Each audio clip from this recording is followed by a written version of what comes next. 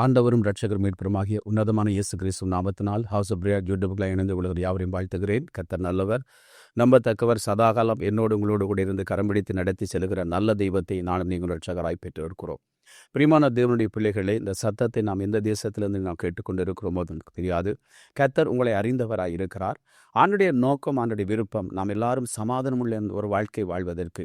இன்றைக்கு அநேக குடும்பங்கள் எடுத்தால் குடும்பங்களுக்குள்ளே பிரிவினைகள், குடும்பங்களுக்குள்ளே கசப்புகள், குடும்பங்களுக்குள்ளே குரோதங்கள், இப்படி பகைமை உணர்வோடு கூட அநேகர் வாழ்ந்து கொண்டிருந்து போராடி கொண்டிருக்கிறோம். இந்த தனிமையான வாழ்க்கையின் போராட்டத்திலே நாங்கள் சமாதானம் உள்ளவளை வாழுகிற போது அது மிகுந்த ஒரு மகிழ்ச்சி உண்டாக்கும். இன்றைக்கு கணவனுக்கு விரோதம் மனைவி, மனைவிக்கு விரோதமாய் கணவன், பிள்ளைகளுக்கு விரோதமாய் தாய் தகப்பன், இப்படி பலவிதமான சமாதான குலைச்சல்களை நாங்கள் காணுகிறோம்.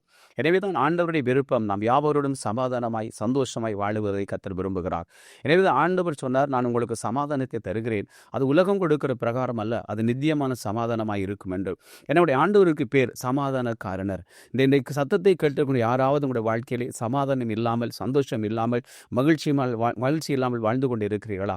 உங்களுக்கு ஒரு நல்ல ஒரு பதில், ஆண்டவராய் இயேசு கிறிஸ்து. அவருடைய நோக்கம் என்ன தெரியுமா? எங்களால் கூடுமான வரைக்கும் நாம் எல்லாரோடும் சமாதானமாக இருக்கணும், எல்லாரோடும் சந்தோஷமாக இருக்கணும், எல்லாரோடும் மகிழ்ச்சியாக இருக்கணும். அதைத்தான் கர்த்தர் விரும்புகிறார். நீங்கள் பாருங்க, நாங்கள் வாழப்போகிற வாழ்க்கை ஒரு கொஞ்ச காலம், நாம் எவ்வளவு காலம் வாழப்போகிறோம் என்று தெரியாது. இந்த நாட்களில் நாமே கசப்புகளோடு எங்களோட வாழ்க்கை அழித்து கொண்டு இருக்கணும்.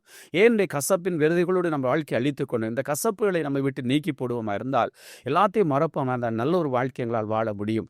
எனவே இந்த காலை வேளையில் இந்த சத்தத்தை கேட்டு உங்களை குறித்து ஆண்டவர் வசனத்தை தருகிறார். நாங்கள் ரோமரின் புத்தகம் 12ஆம் அதிகாரம் 18ஆம் வசனம் இப்படியா சொல்லுகிறது, கூடுமானால் உங்களாலான மட்டும் எல்லா மனுஷரோடும் சமாதானமாய் இருங்கள். கூடுமான வரைக்கும் சொல்லுகிறார், எல்லா மனுஷரோடும் சமாதானமாய் இருங்கள், சந்தோஷமாய் இருங்கள்.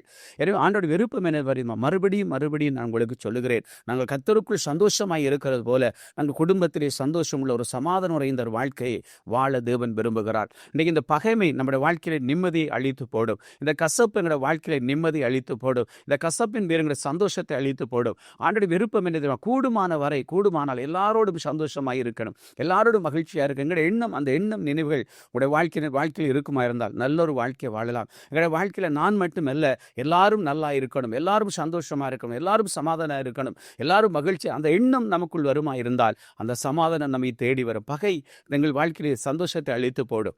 பகை எங்களுடைய வாழ்க்கையிலே தீமைகளை கொண்டு வரும். எனவே பிரியமான தேவ பிள்ளைகளே, நீங்கள் தீமை அனைத்தையும் நன்மையால் வெல்லுங்கள் தான் வேதம் சொல்லுகிறது. எனவே முடிந்த வரைக்கும் உங்களுடைய குடும்பத்திலே சமாதானமாய் வாழ பழகி கொள்ளுங்க. முடிந்த வரைக்கும் குடும்பத்தோடு சமாதானமாய் சந்தோஷமாய் இருக்க பழகி கொள்ளுங்க. நீங்கள் தொழில் செய்கிற ஸ்தலங்களாக இருக்கலாம், அங்கே யாவரோடும் சமாதானமாய் இருங்கள். கணவனாய் இருக்கலாம், மனைவியாக இருக்கலாம், தாய் தகப்பனாக இருக்கலாம், பிள்ளைகளாக இருக்கலாம், சகோதரர்களாக இருக்கலாம். உங்களோட வாழ்க்கையில் ஆண்டவர் சொன்ன கூடுமான வரைக்கும் உங்களை ஒருவர் விட்டு கொடுத்து, உங்களை தாழ்த்தி, ஒருவரோடு பேசி, நீங்கள் புரிந்தோடு கூட நல்ல ஒரு எதிர்காலத்தை அமைத்துக் கொள்வதற்கு தேவை சமாதானம்.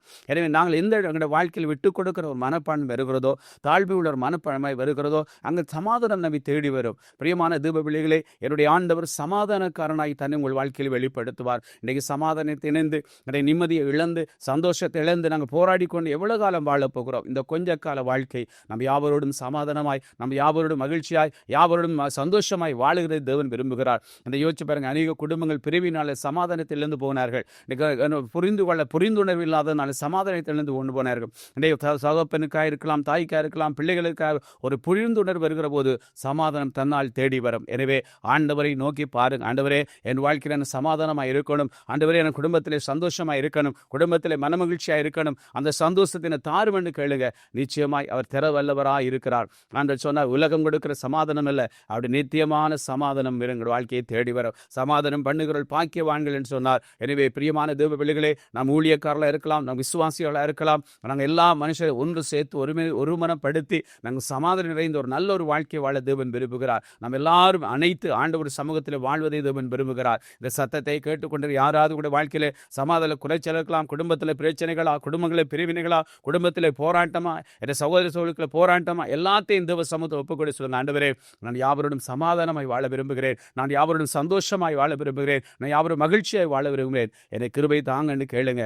கர்த்தர் தாம் உங்களுடைய வாழ்க்கையில சமாதானம் தருவார். அவருக்கு ஒரு நாமம் உண்டு, சமாதானக்காரனர். பிரியமான தேவ பிள்ளைகளே, யாரெல்லாம் இந்த சத்தத்தை கேட்டுக்கொண்டு, ஆண்டவரே அந்த சமாதானக்காரனாகிய தேவன் என் வாழ்க்கைக்குள்ள வாங்க ஏசப்பான்னு கேளுங்க. அவங்க வாழ்க்கையில் வந்து நீங்கள் இழந்து போன சந்தோஷத்தை, இழந்து போன சமாதானத்தை இரட்டத்தனையாய் தர வல்லவராய் இருக்கிறார். என்னோடு கூட தேவனை நோக்கி பாருங்க. ஒருவேளை பிரிந்த குடும்பங்களாய் இருக்கலாம், இருக்கலாம், பிரிந்த சகோதரர்களாக இருக்கலாம், பிரிந்த தாய் தக பிள்ளைகளாக இருக்கலாம், ஒருவேளை பிரிந்த கணவன் மனைவியாக இருக்கலாம். இன்றைக்கு ஆண்டவரை பார்த்து கேளுங்க, ஆண்டவரே எங்களுக்கு ஒரு தெய்வீக சமாதானத்தை கொடுங்க, இயேசப்பா உங்களுடைய சமாதானங்கிற வாழ்க்கையில் தாங்கன்னு கேளுங்க. அவர் நிச்சயமாய் தந்து உங்களை ஆசீர்வதிப்பார். கூடுமான வரை எல்லாரோடும் நாம் சமாதானம் இருக்கணும். அதான் தேவனுடைய விருப்பம், அதான் தேவனுக்கு பிரியம், அதான் தேவனுடைய நோக்கம், அதான் தேவனுடைய எண்ணம். என்றைக்கு உங்களுடைய வாழ்க்கையை தேவனுக்கு தாழ்த்தி அவருடைய சமூகத்தில் ஒப்புக் கொடுக்கிறீர்களோ, அவர் சமாதான தேவனாய் உங்களுடைய குடும்பத்தை எழுந்தருளி இருப்பார். அவங்களை ஆசீர்வதிப்பார், விடுதலை உண்டாக்குவார். என்னோடு கூட தேவனை நோக்கி பாருங்க.